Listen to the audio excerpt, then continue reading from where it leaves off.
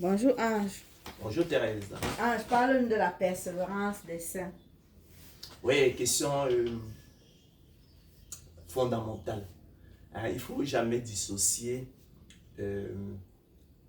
la persévérance des saints de l'assurance du salut des élus de Dieu. Donc pour que l'enseignement effectivement soit équilibré, après d'avoir rappelé aux élus de Dieu qu'ils ont été choisis dès avant la fondation du monde, non en raison d'une excellence particulière en eux, parce que par nature, ils n'étaient pas différents du monde. Il faut toujours leur rappeler la nécessité de la persévérance des saints, qui, comme tu le sais, nous l'avons souvent dit à l'occasion d'autres entretiens, est un code de la prédestination. Voilà, pour avoir un message, un enseignement équilibré. Alors, c'est quoi la persévérance des saints, Thérèse? Fondamentalement, la persévérance des saints consiste essentiellement en la lutte contre le péché. De façon à garder la parole de Dieu et ses commandements.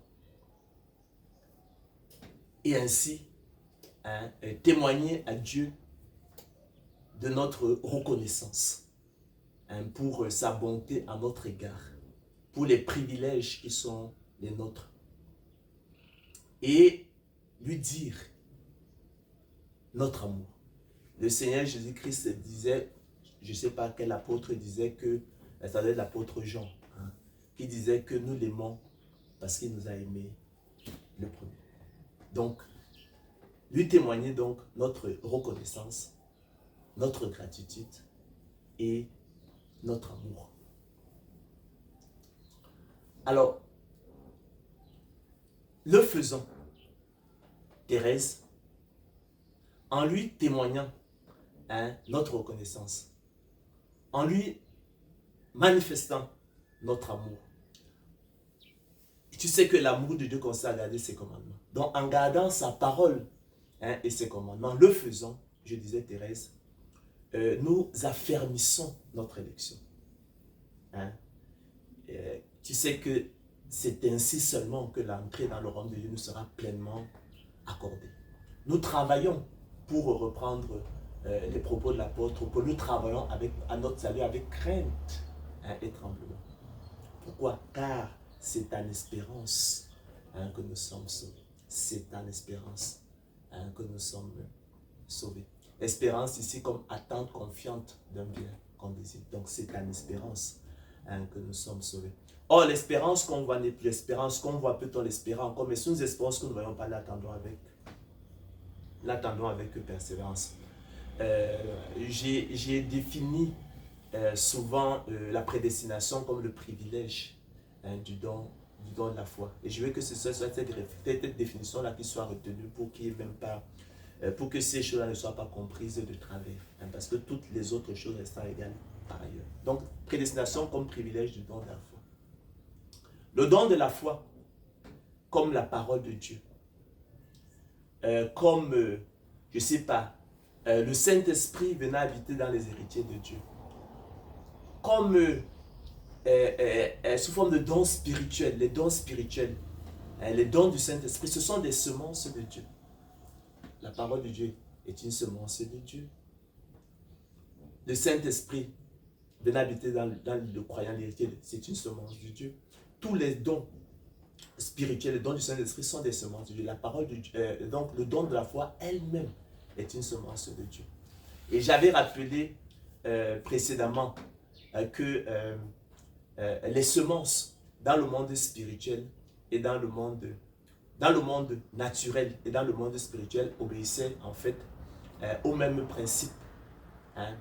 L'apôtre Paul, à cet égard, nous indique en 2 Timothée 2,6 qu'il faut que le laboureur travaille avant de recueillir les fruits. Je ne sais pas si vous voyez, vous comprenez l'analogie. Elle est sublime, on ne peut pas mieux représenter cela. Il faut que le laboureur travaille avant de recueillir les fruits. Il faut que le laboureur travaille d'abord avant de recueillir les fruits. Il faut que le laboureur travaille premièrement avant de recueillir les fruits. Hein? Il le dit à cause de nous, hein, les élus de Dieu. Hein? Donc, de même qu'il faut que le laboureur travaille avant de recueillir les fruits dans le monde naturel, de même qu'il faut que le laboureur travaille premièrement avant de recueillir les fruits, de même qu'il faut que le laboureur travaille d'abord avant de recueillir les fruits, de même aussi et par analogie, chers frères et sœurs, il faut que l'élu de Dieu travaille et persévère avant de recueillir du don de la foi, qui est la semence de Dieu en lui, le précieux fruit qui est le salut, le repos de l'âme et la vie éternelle. Vous comprenez donc comment, par la persévérance des saints, en luttant contre le péché, en gardant la parole de Dieu et ses commandements, en exprimant à Dieu notre gratitude, notre reconnaissance et notre amour, nous affermissons notre élection de la grâce. Nous travaillons à notre salut avec crainte et tremblement, car c'est en espérance que nous sommes sauvés. D'accord? Et comme l'a si pertinemment dit l'apôtre Paul, il faut que le laboureur travaille avant de recueillir les fruits. Donc lorsque on donne à un laboureur, je ne sais pas, une semence de maïs, hein, vous savez qu'il y a tout un programme là, à l'intérieur. Il y en a, et les généticiens améliorent même parfois ces programmes pour améliorer, je ne sais pas, la productivité, la résistance aux maladies. Donc, il y a tout un programme à l'intérieur. Lorsque la semence qui va produire des épis est mise au sol, donc semée, hein, après qu'il est peut-être labouré, on met au sol, il peut fertiliser, au contact, il peut entretenir, au contact de la pluie, il y aura la germination, il y aura la croissance et il y a la fructification qui va suivre. Donc, ce sont des programmes, hein, qui sont à l'intérieur. Mais si il garde la semence dans un tiroir, elle va demeurer stérile, improductive. Hein, c'est de ce dont il est question. Donc, le don de la foi qui est une semence de Dieu, qui est la semence de Dieu en nous, effectivement, doit faire l'objet du même soin. Et c'est ça qu'on appelle donc la persévérance des saints. Il faut que le laboureur travaille avant de recueillir les fruits. Et fondamentalement, pour nous, ce sera la lutte contre le péché. Il faut lutter contre le péché. Il faut garder la parole de Dieu. Il faut garder ses commandements. Hein? Il faut lui exprimer notre gratitude, notre reconnaissance.